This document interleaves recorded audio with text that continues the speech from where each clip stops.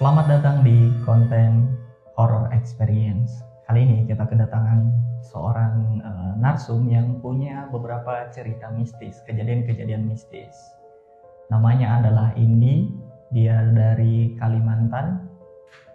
Kalimantan di mana, Di? Kalimantan Barat, Bang, Pontianak. Pontianak ya. Nah, ini katanya kamu punya beberapa kejadian-kejadian mistis ya? Iya sih, benar. Benar. Ya. Mau diceritain yang mana dulu nih? Dari awal aku ke Jogja kali ya. Oh, berarti Untuk semenjak pertama kalinya. Ya. kuliah. Nah, kamu ke Jogja itu tahun berapa? Itu awal-awal masuk kuliah itu aku tahun 2019, bulan-bulan Juli. Pertama kali ke Jogja. Pertama kali ke Jogja. Terus apa momen mistis pertama yang kamu rasakan setelah di Jogja? Itu di rumah budeku, itu beneran hari pertama aku di Jogja. Jadi kan aku nyampe Jogja itu sekitar jam 1. Nah, sekitar jam 3 itu kan baru nyampe ke rumah budeku. 3 malam? Ya, udah nyampe ke rumah budeku. Nah, disitulah sore sekitar jam setengah 6. Itu pertama kali. Itu rumah budemu itu kayak rumah jadul kah atau gimana? Iya sih, rumah-rumah Jawa zaman dulu. Malah aku kaget karena kan aku di Pontianak juga tinggalnya di kota ya, Bang. Jadinya saat ngelihat bentukan rumah budeku itu, oh ternyata ini rumah lama di Jawa tuh kayak gini, yang bentukannya masih kayak atapnya tuh masih yang lurusan lebar, terus kamar mandinya yang terpisah dari rumah. Oh, yang harus jalan. Ya. Terus gitu. apa kejadian mistis di situ? Itu tuh aku kan maghrib aku kan buang air ya, Bang, buang air.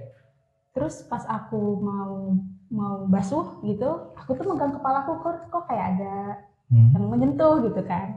Otomatis kan aku gini. Itu kayak aku nyingkirin tangan. Pas kamu nyentuh kepalamu tuh ada kayak misalkan ini ada yang kerasa di sini. Terus aku giniin tuh kayak kerasa gitu loh. Kaget, otomatis kaget kan, cuma nggak terlalu tak pikirin karena aku mikirnya apa, mungkin hewan atau barang yang jatuh gitu. Terus pas keluar dari kamar mandi itu kan rada jalan dikit, lewatin kandang ayam. Kandang ayam, terus langsung ketemu sama budeku lagi di dapur. Budeku langsung ngomong pakai bahasa Jawa tuh di situ. Aku kan belum nggak tahu bahasa Jawa itu budeku ngomong gini, wes rak popo, kayak meh kenalan gitu. Aku kayak apa sih, ngomong apa sih gitu, otomatis kan kayak gitu ya di pikiranku. Ya udah tuh, setelah itu nggak pernah tak pikirin lagi. Barulah malamnya ibuku cerita kalau artinya tuh ini. Oh ya udah, itu sih pertama kali. Jadi ceritanya budemu itu sadar gitu loh kalau ada sesuatu yang itu tanpa aku ngasih tahu. Jadi langsung, loh kok perasaan tadi di kamar mandi aku sendiri gitu loh. Dan aku nggak ngomong apapun, cuma budeku udah sadar. Oh gitu. Jadi kamu pertama nyampe Jogja langsung disambut gitu? Ya, langsung disambut dengan, ya untungnya tidak menampakkan diri saat itu. Terus selanjutnya masih ada nggak kejadian-kejadian mistis? Nah, masih, Bang. Jadi setelah itu kan aku tuh ditemenin sama ibuku tuh ya lumayan sekitar 2 atau 3 bulan. Itu ibuku nemenin di Jogja. Setelah itu di tempat budeku itu kita cuma seminggu. Nah, selang seminggu cari kosan, dapet nih kosan di depan kampus. Depan kampus pas. Depan kampus pas, dan itu harusnya ya, itu kosannya tuh cukup terkenal karena daerahnya strategis banget. Dengan daerah strategis itu aku dapat harga di tahun itu sekitar 500.000. Padahal harusnya itu mungkin udah kisaran 800 gitu. Ya, 500.000 itu udah include kasur spring bed yang tinggi, kasur spring bed, terus ada kamar mandi dalam, lalu dapat lemari juga. Itu bentuk kosannya tuh kayak mana tuh? Gede, Bang. Kira-kira berapa kamar tuh? Kamar sekitar 20-an kamar ada. 20-an kamar. Nah, jadi kan untuk orang awam datang, wah ini kosannya gede nih. 2 lantai berarti? 2 lantai. Nah, aku dapat di lantai atas. Lantai atas tuh cuma penghuninya itu cuma 2. Kalau lantai bawah? Itu juga 2. Jadinya di antara 20 kamar itu cuma ada 4 orang. Dan salah satunya itu yang nunggu di situ. Oh, jadi salah satu dari 4 orang itu ada 1 orang yang nungguin. Nungguin kosnya. Nah, apa kesan pertama kamu setelah melihat kos itu gitu? Kalau dari depan sih, jadi jaraknya tuh gini bang, masuk ke gerbang kos, itu tuh ngelewatin satu taman, baru nyampe ke bangunannya. Oh, berarti ada halaman luas? Iya, cukup jauh, ada sekitar 14-20 meter. Itu baru nyampe dari gerbang, baru nyampe ke gedungnya. Itu ya aku awalnya ngelihatnya oke, megah, gitu kan. Cuma pas naik ke atas, ya seperti rumah budeku juga, itu banyak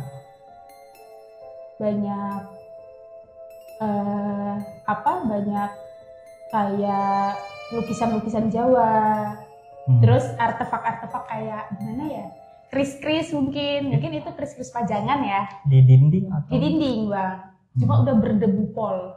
Oh. Jadi kesanku pertama di situ pas aku datang, oke, megah tapi kotor. Jadi kayak bangunan lama yang nggak terawat gitu? Ya benar. Nah, itu dapat kamar atas. Setelah itu di malam pertama juga kena aku. Apa yang terjadi itu? Itu malam pertama itu 1 hari sebelum mataf. Besok paginya kan mataf. Jadi aku tuh kayak malam itu tuh berusaha untuk tidur. Mataf itu ospek ya? Iya, mataf itu ospek. Besoknya ospek terus? Ospek. Terus sekitar jam 10:30 sampai jam 11 itu tiba-tiba aku dengar ada suara cekikikan yang yang menurutku itu kayaknya bukan suara orang deh, karena kalaupun dia cekikikan entah dia nonton video atau nonton handphone, itu kan pasti kedengaran ya suara handphone. Cuma ini pure cuma suara ketawa, dan itu aku juga ada ngerekam sih itu bang. Itu ada rekam. Nanti boleh kalau misalkan mau dicantumin juga nanti tak kirimin rekamannya.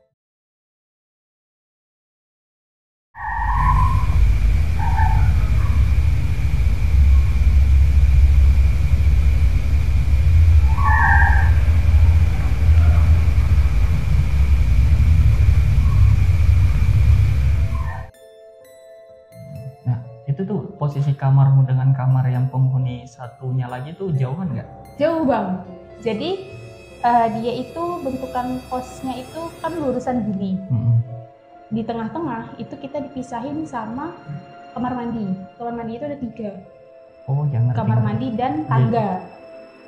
Jadi harusnya kamu nggak mendengarkan nih aktivitasnya dia. Karena jauh. Jadi dari tangga itu aku ke arah, saya ngadepnya ke sana ya, bisa tangga ke arah kiri itu 3 kamar baru kamarku, sedangkan kamar mbaknya, kamar yang orang yang penunggu di atas juga, itu tuh 2 kamar ke kanan. Jadi ada sekitar 5 kamar dan ada 3 kamar mandi dan tangga di situ yang harusnya nggak kedengeran aku. Cuma di situ tercekikan gitu. Suara kecekikannya tuh lama nggak? Lama bang, lama. Kenapa aku bisa bilang lama? Karena untuk pertama kali mendengar hal kayak gitu, otomatis kan kita ada reaksi shock yang tiba-tiba diem. Tapi itu aku udah diem dulu, sempet ngidupin handphone, sempet buka IG, sempet buka story buat nge-story suaranya. Itu aku sempet, jadi dari jarak aku denger sampai aku berhasil buat ngerekam tuh ya ada sekitar 2 menitan. Gitu. Agak serem juga ya. Ya, itu pertama kali di kos. Itu aku di kos berapa lama ya? Ada sekitar setahun sih. Kamu setahun di kos itu? Setahun. Terus malam-malam selanjutnya ada lagi nggak? Setelah itu kan gini bang, aku itu ngajuin pindah kamar ke bawah ke mbak kos. Itu aku di atas itu cuma sekitar seminggu. Bukan karena aku takut, tapi karena aku kasihan sama ibuku, kan kasihan kalau naik turun tangga bolak-balik. Udah tua kan, jadinya minta ngajuin kamar di bawah. Aku tuh mau ngajuin di pas sebelah tangga, karena di depan kamar mandi dan tangga itu tuh tempat parkir. Jadi kalau kamarku di sebelah tangga kan otomatis parkir langsung masuk kamar nih. Cuma ternyata kata mbaknya itu nggak disewain kamarnya. Jadinya aku dapat kamar itu di sebelah kamar kosong. Kamar kosongnya aku sebenarnya mau gitu. Aku nanya, loh mbak, kenapa kok nggak disewain? Alasan mbaknya itu bilang kalau itu tuh bocor kalau nggak salah. Kamar mandinya bocor gitu.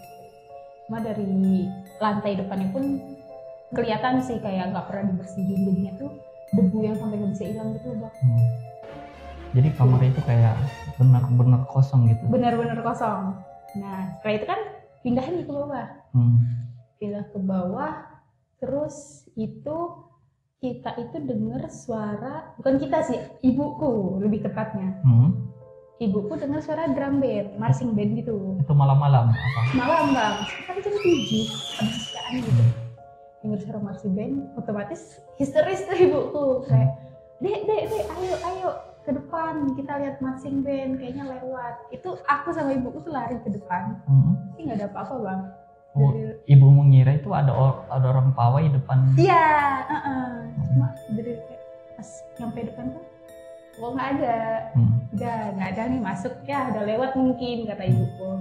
Terus aku pun juga karena aku tuh bener-bener nggak tahu gitu loh, kayak suara-suara kayak gitu apa sih? Ya udah mungkin ada sekolahan yang lagi latihan. Terus kedengar, aku malah mikirnya kayak gitu. Lalu aku juga nggak tahu peraturan-peraturan yang ada di Jawa. Peraturan-peraturan yang ada di Jawa, contohnya salah satunya itu kayak malam satu suro. Itu aku nggak paham sama sekali. Malam itu temenku yang orang Pontianak juga tiba-tiba ngechat aku, Indi, ayo kita nonton dance di salah satu mall di Jogja. Ada kakak kelas kita nih yang mau lomba dance di situ. Pergilah aku sama temenku ini. Pulang-pulang itu sekitar jam 10:30 atau jam 11 gitu. Jam 10:30 atau jam 11 pulang. Aku cuma diantar sampai depan gerbang tok. Terus kan aku harus jalan kaki nih ke gedungnya. Dari pas jalan kaki itu aku udah nyium bau pesing, kayak bau pipis gitu loh. Sedangkan di situ nggak ada hewan dalam artian nggak ada yang melihara kucing, nggak ada yang melihara anjing dan lain-lain. Cuma aku bau pesing, baunya tuh nyengat banget. Ya udahlah, nggak tak hirauin. Dan biasa masuk kamar, aku duduk, ibuku tuh, jadi kan aku kan dapat kasur spring bed. Aku tidur di atas, ibuku tidur di bawah. Karena emang kita tuh sebelum ngekos emang udah beli kasur duluan, buat jaga-jaga kan.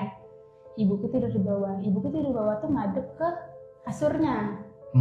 Aku duduknya di kasur. Jadi misalnya ini ibuku, ini aku duduk gini. Duduk biasa. Duduk diem, tiba-tiba ada suara gemelan. Kayak ting tung. Nah kayak gitu-gitulah.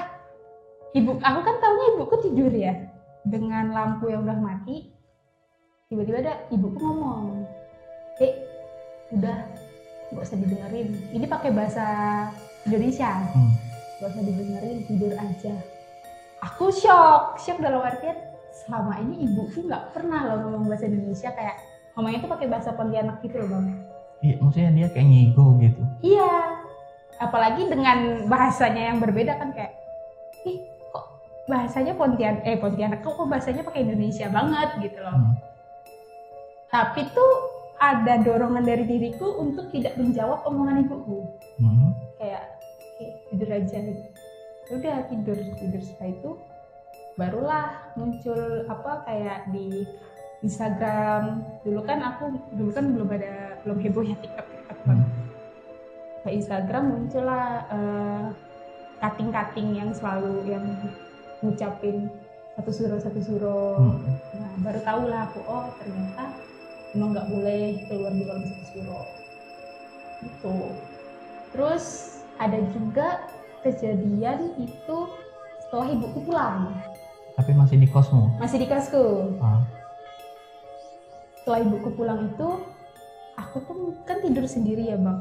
Jadi seumur hidupku sampai aku SMA, SMP, SD pun aku nggak pernah tidur sendiri. Selalu ditemenin sama ibuku.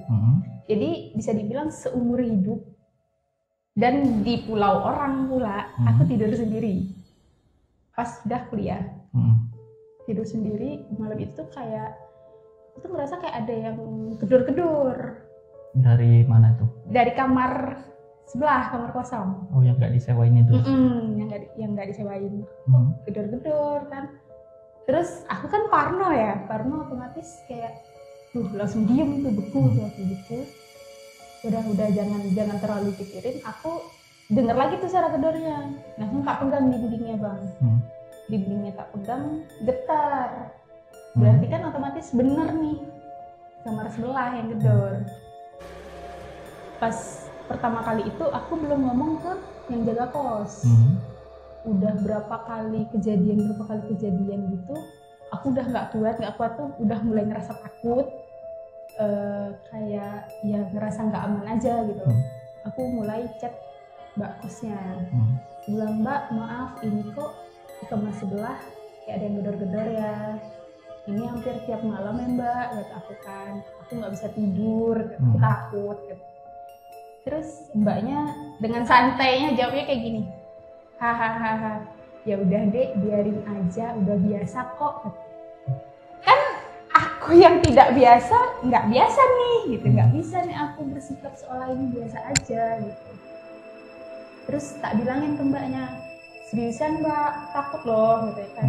Ya dek, udah doa aja, nggak apa-apa, aman. Kalau misalkan kamu takut, tidur di kamarku aja, kata mbaknya. Terus karena aku kan nggak enak juga toh kalau misalkan aku ke tempat mbaknya tengah malam pindah kamar kan, ya udah tak paksain tidur gitu. Jadi gedoran tuh hampir sering, sering. Sampai aku ketindihan. Dulu kan ya namanya maba-maba ya bang, punya gebetan tuh hal yang wah gitu. Kamu punya gebetan? Punya gebetan. Dia punya gebetan, itu posisinya kita mau jalan tuh sore. Sore mau jalan, jadi siangnya aku tidur dulu. Tidur siang, tiba-tiba tuh aku ada ngeliat, aku tahu ini handphone di sebelahku getar, ada yang nelpon, dan itu nama gebetanku ini. Sebenarnya namanya Yanto ya. Ada Yanto, Yanto ini nelpon gitu kan. Aku mau ngangkat kok nggak bisa gitu loh, bener-bener nggak bisa, gerak pun aku nggak bisa, ngomong pun nggak bisa.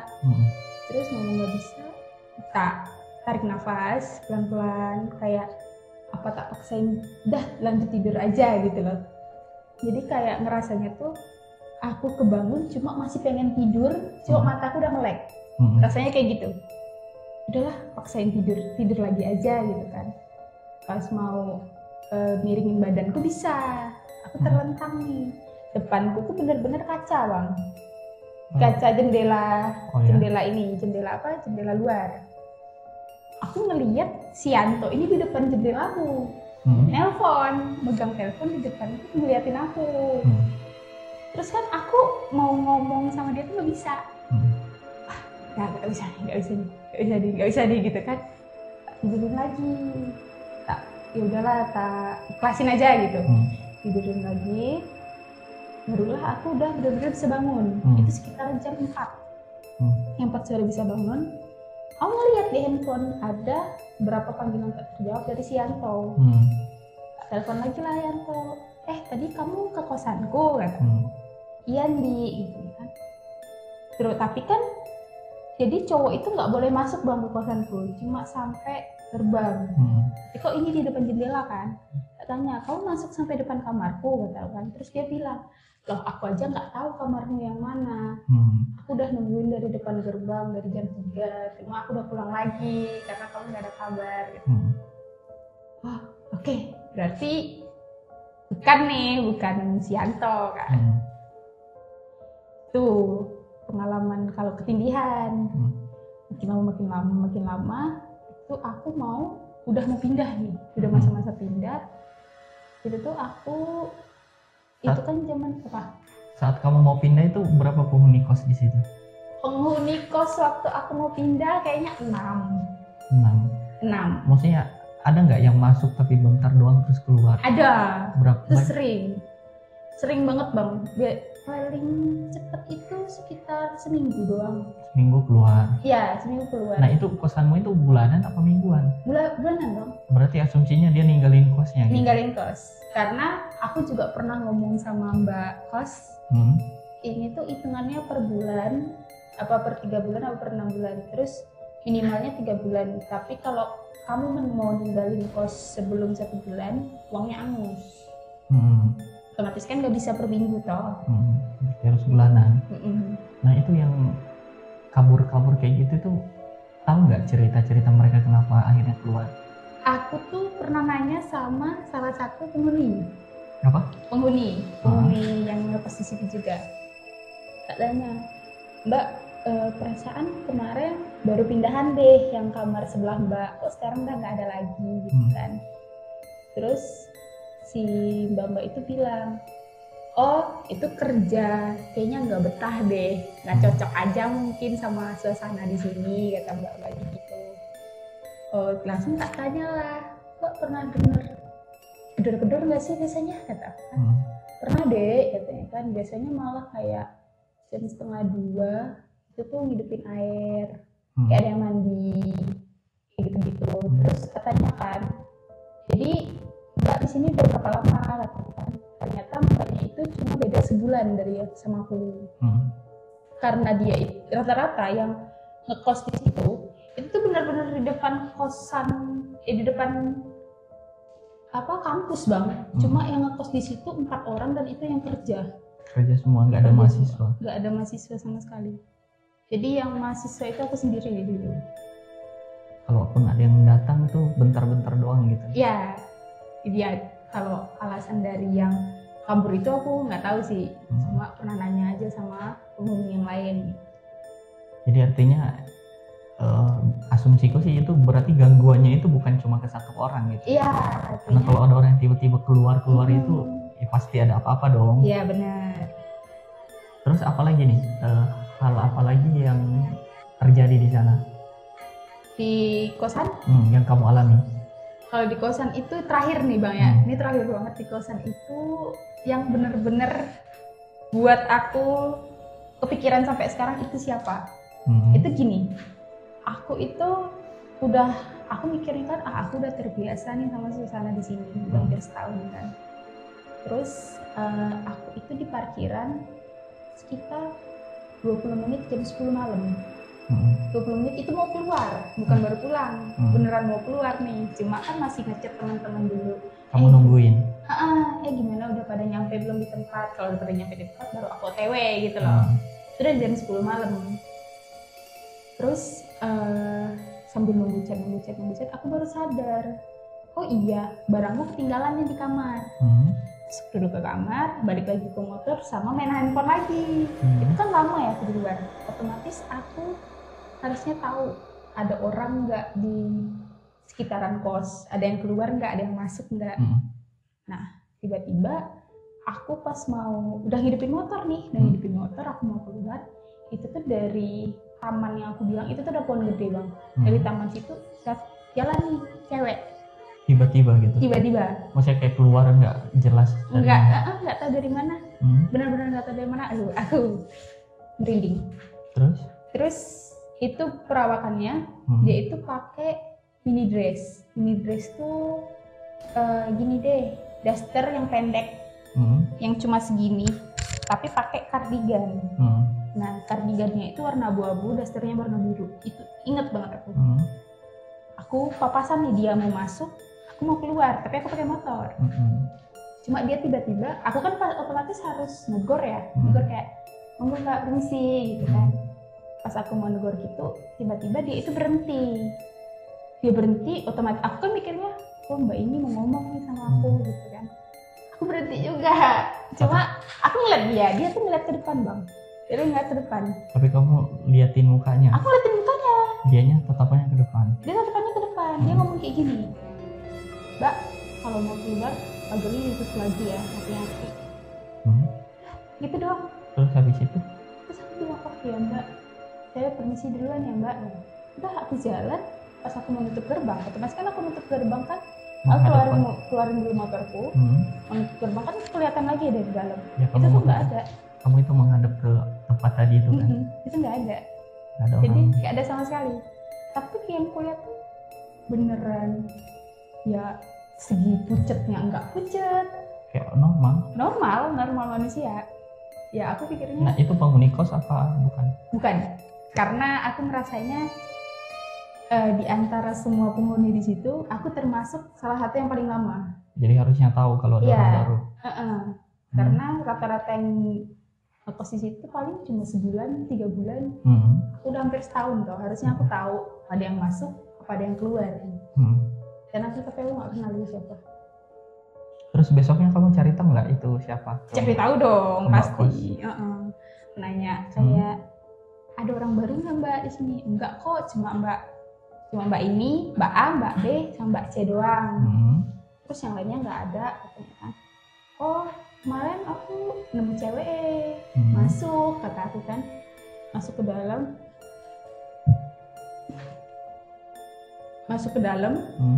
Terus ngomong sama aku mbak, cuma aku nggak kenal, kata aku kan. Terus mbaknya ya seperti biasa tuh, ini aku ngomong langsung sama mbaknya, seperti biasa mbaknya ketawa. Udahlah katanya kayak gitu, udahlah mungkin sepupunya siapa kali yang masuk atau siapa gitu. Udah, mungkin mbaknya ngomong kayak gitu biar aku nggak takut aja, biar nggak pada pindah. Terus habis itu kamu pindah? Kenapa kamu pindah?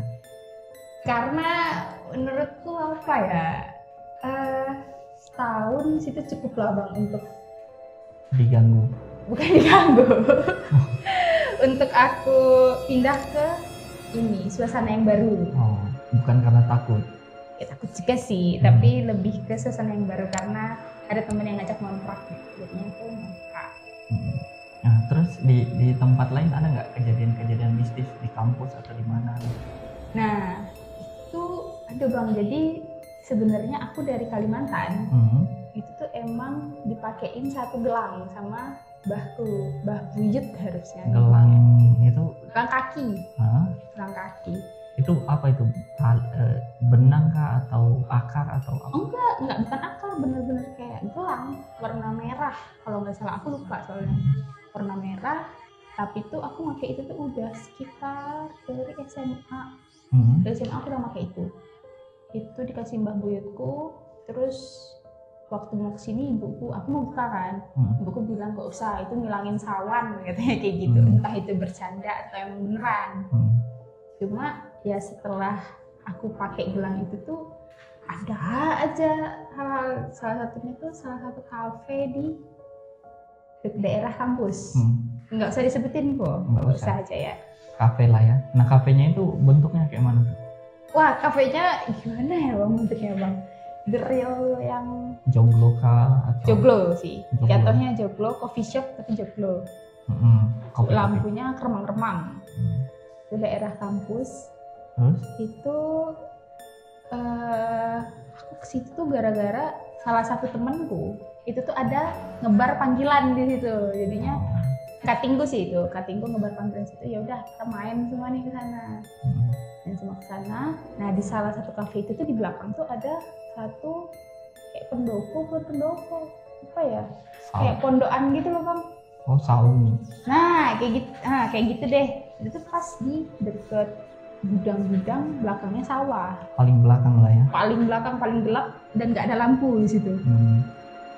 Itu aku kan di situ ada sekitar 4 orang. Salah satunya itu pemanduku. Pemandu tuh kayak kakak pendamping waktu ospek. Nah, aku kan duduknya nyender, dia juga nyender, tapi dia nggak duduk. Aku noleh ke dia kan. Tiba-tiba tuh di belakangnya dia itu ada nenek-nenek. Nenek-nenek itu ngapain di belakang dia? Udah ngintip gini. Jadi dia ngintip dari kepalanya? Gitu? Iya, ngintip dari belakang gini. Terus ya udah ngelihatnya ke aku. Karena aku itu nggak bisa jaga omongan ya, bukan jaga omongan yang suka maki-maki, bukan. Saat itu tuh jaga omongan kalau aku ngeliat sesuatu, aku dengar sesuatu, aku nyium sesuatu langsung sebut. Aku langsung teriak. Di situ itu sekitar jam 10:30 sampai jam 11 malam. Sumpah di belakang kakak ada nenek-nenek tadi. Demi apapun di belakang kakak ada nenek-nenek katakan kan. Semuanya panik, takut. Larilah kita ke tempat yang agak terang. Itu nenek-neneknya tuh tampilannya kayak mana tuh? Sempat lihat jelas nggak?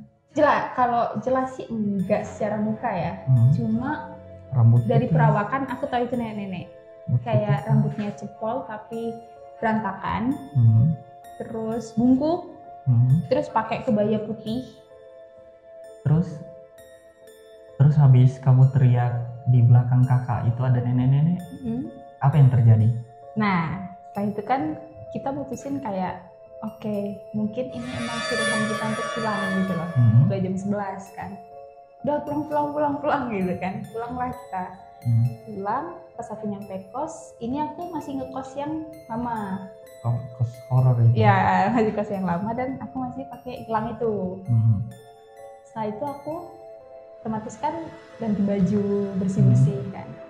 Tiba-tiba itu kok aku ngeliat ada titik-titik hitam nih di kakiku gitu kan. Nggak sakit bang, cuma bulatan hitamnya itu lama-kelamaan jadi ungu, terus jadi biru, yang jatuhnya itu kayak bengkak.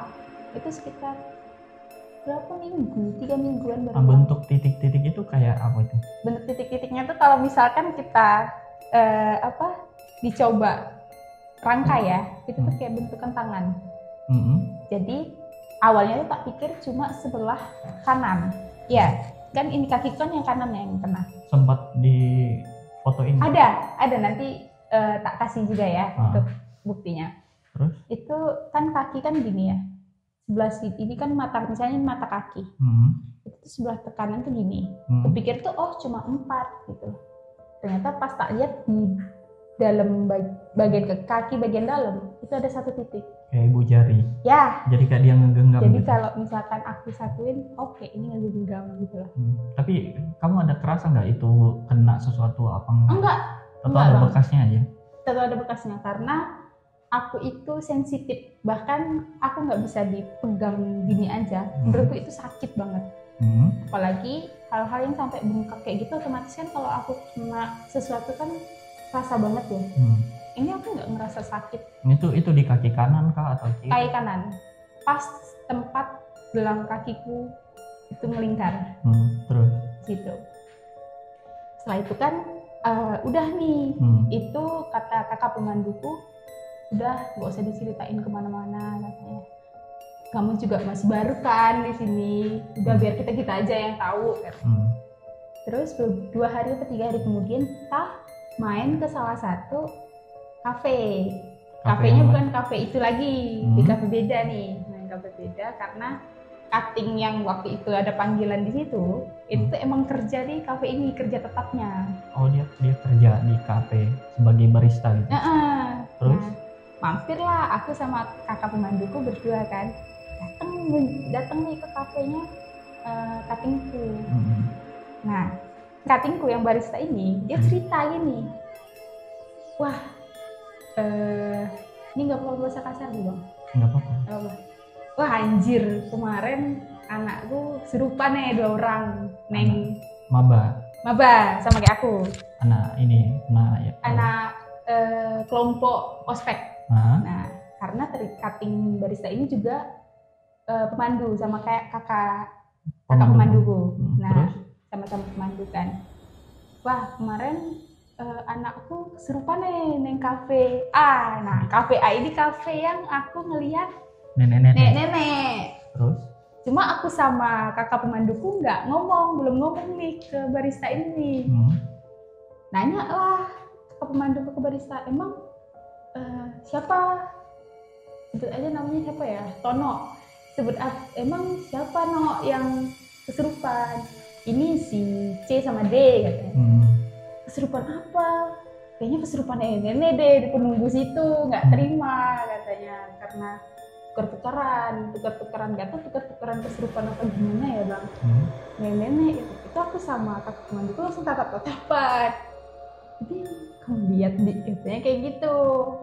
Iya deh, langsung aku cerita ke barista. Kalau kalian juga ngelihat nenek-nenek? Ya, 2 hari sebelum kejadian kesurupan itu. Ternyata yang ngeliatin aku tuh kemungkinan penunggu di situ dan yang kerasukin anaknya si barista ini juga. Itu doang sih bang kalau di awal-awal aku di Jogja. Terus ada lagi nggak gangguan-gangguan yang kamu alami gitu di tempat lain, sama di Jogja, di kampus atau di mana? kampus itu pernah. Apa itu? Kampus itu di gedung, boleh nyebut gedungnya itu? Ya boleh aja. Kampus itu di gedung Pasca Sarjana. Oh ya, di gedung S2 lah ya. Gedung S2 ya, gedung itu waktu itu lagi, jadi setelah ospek itu ada acara kayak semarak ekonomi, kayak dia itu ini seminar gitu ya. Bukan seminar tapi kayak buat event acara. Jadi semua anak-anak yang ospek itu pada apa namanya, pada jalan. Oh ya. Aku dan kelompokku dan kakak pemanduku Jualan. Itu harus jalan sebelum hari H, kan kita harus nyiapin tuh konsepnya mau apa. Nah itu kita ngobrolnya di gedung Pasca Sarjana. Nah itu aku tuh tiba-tiba kok kayaknya lengan kananku pegel gitu loh. Ke toilet lah aku sama kakak pemanduku yang cewek dan temanku satu. Jadinya kita bertiga nih ke toilet nih. Bertiga. Udah, terus setelah itu buka lah, coba dong liatin, kok sini sakit banget. Itu ada gigi banget. Gigi. Jadi gedenya tuh segini. Gigi kayak ngegigit iniku. Jadi bentukannya lingkaran. Tapi gambar gigi manusia. Gigi manusia. Itu warnanya awal-awal tuh warnanya ungu gelap. Kayak bekas gigitan. Iya, lama-kelamaan jadi biru, hijau. Terus mulai pudar, dan itu bukan yang sakit banget ya. Rasanya malah lebih ke pegel. Itu bekasnya tuh bertahan berapa lama? Sama bang, hampir sebulan baru hilang. Tapi kamu sempat fotoin nggak? Enggak, kalau itu aku nggak sempat fotoin karena itu tuh masih ada ibuku. Oh, jadi kamu nggak mau ngasih? Larang buat foto dan lain-lain, mikir yang hal aneh-aneh. Oh, jadi itu gangguan yang awal-awal banget kamu rasain kan? Awal-awal banget. Jadi ya itu saksinya itu ya paling ngeliat tuh kakak pemanduku, temanku itu. Karena bener-bener tak buka gini. Udah. Lebih ke badan gitu. Kalau di kampus dan daerah kampus mungkin kayaknya itu aja sih untuk awal-awal. Itu aja. Terus apakah gelang itu masih kamu pakai nggak, gelang pemberian itu? Itu terakhir aku buka kayaknya setelah aku ngelihat yang mbak-mbak muncul dari kegelapan itu, yang pas aku mau keluar. Setahun ya? Iya. Setahun kamu di Jogja. Itu aku sebenarnya ngebuka itu pun bukan karena aku pikir oh ini bawa dampak buruk dan lain-lain, enggak. Cuma kayak ada dorongan, apaan sih pakai gelang-gelang kayak gini, apalagi aku kuliah kan pakai sepatu, diharuskan dulu awal-awal diharuskan pakai rok. Jadi kayak kelihatan pakai gelang, aku takut disangka gimana gitu loh. Jadi ya udah tak buang terus hilang. Semenjak itu kamu nggak pernah diganggu lagi? Jarang. Hampir nggak pernah sampai beberapa tahun kemudian gitu lah. Gitu.